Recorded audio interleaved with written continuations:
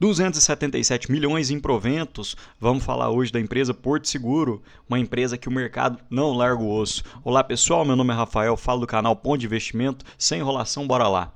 Vídeo puramente educacional e informativo, não é recomendação de compra. Falando um pouco dos braços das receitas, a Porto opera em 4 braços diferentes: a Porto Seguro, que é a mais conhecida, a Porto Saúde, a Porto Bank e a Porto Serviço. 16,6 milhões de itens e vidas seguradas e 56,5% de sinistralidade. Só para entendimento, pessoal, sinistralidade é quanto que você vai utilizar do valor pago. A seguradora ganha dinheiro quando você não utiliza o seguro. Então, a cada R$100, a Porto Seguro devolve para o segurado apenas 56,5. Em torno de 43,5 fica com ela.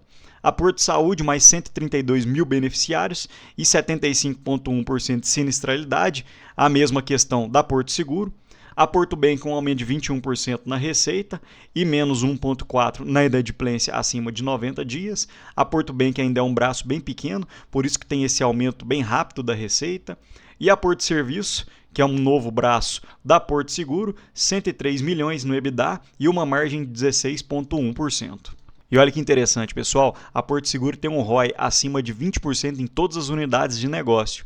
A Porto Seguro, 30%, a Porto Saúde, 38%, a Porto Bank, 27% e a Porto Serviço, 26%, e um ROI total de 20%.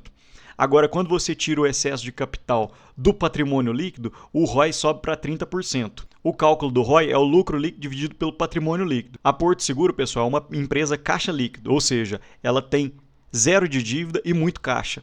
Então, quando você adiciona esse caixa no patrimônio líquido, ele fica com um denominador muito grande. Então, você acaba diminuindo o ROI, mas é um dinheiro que está lá parado entre aspas, porque a Porto Seguro deixa investido. Mas se você tirar ele do cálculo do patrimônio líquido, o ROI sobe para 30%, um valor muito expressivo. Falando um pouco da receita por linha de negócio, um acréscimo de 14% ano contra ano. A Porto Seguro, um aumento de 4%. A Porto Saúde, 37,4%, a Porto Bank, 21,1% e a Porto Serviço, que é um novo braço, 641 milhões. O que a gente tem que ficar mais ligado, por enquanto, pessoal, é a Porto Seguro, que é responsável em torno de 60% da receita da Porto.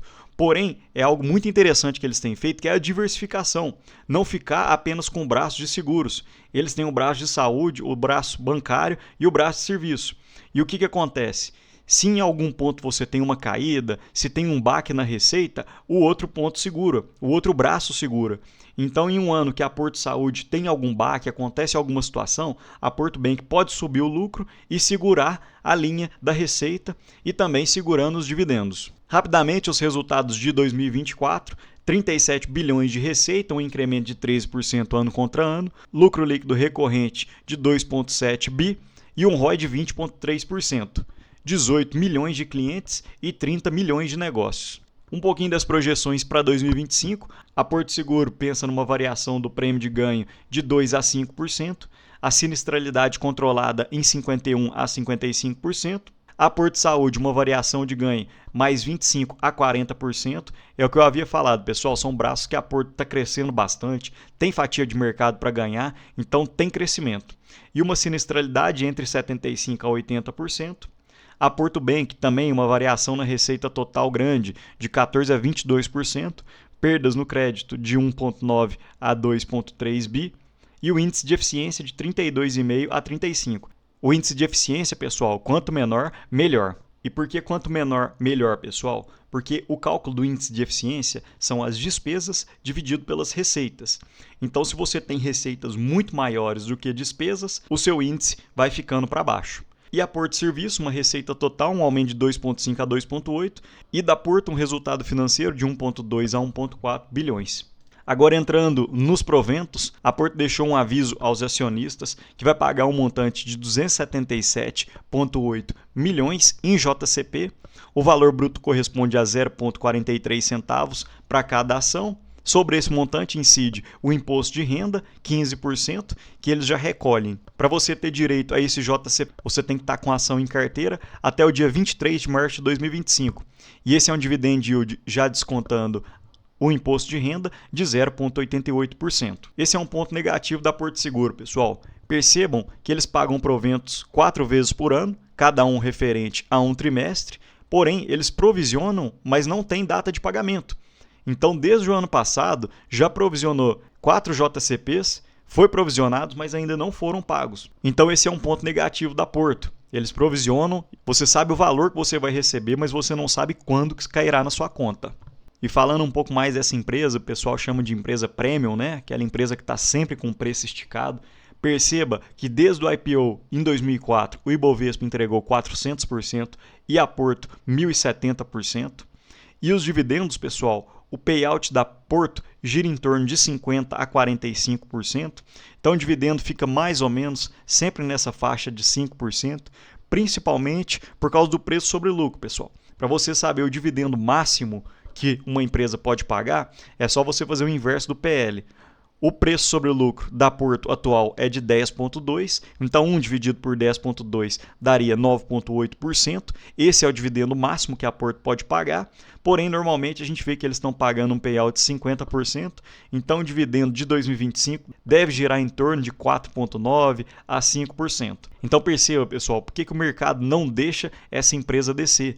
Nos últimos 10 anos tem crescido a receita, tem crescido o lucro, é uma empresa muito boa, tem boas margens, tem um ROI significativo e tem pago dividendos de forma consistente. E o gráfico que eu sempre gosto de mostrar para vocês, é difícil o mercado deixar a empresa em boas cotações para a gente comprar. Em 2016 estava uma boa cotação, o lucro estava subindo.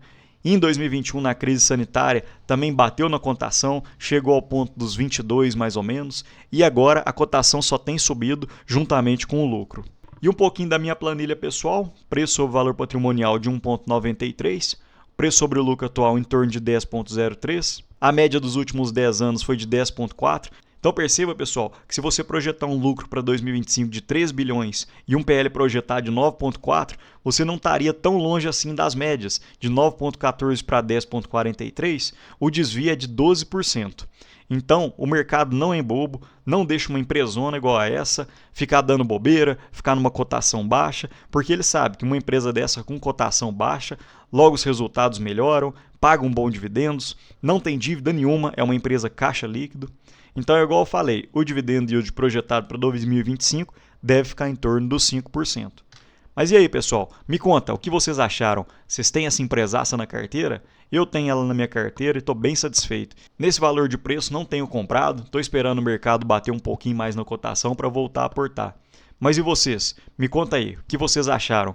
Comenta e curte o vídeo se gostaram e um abraço!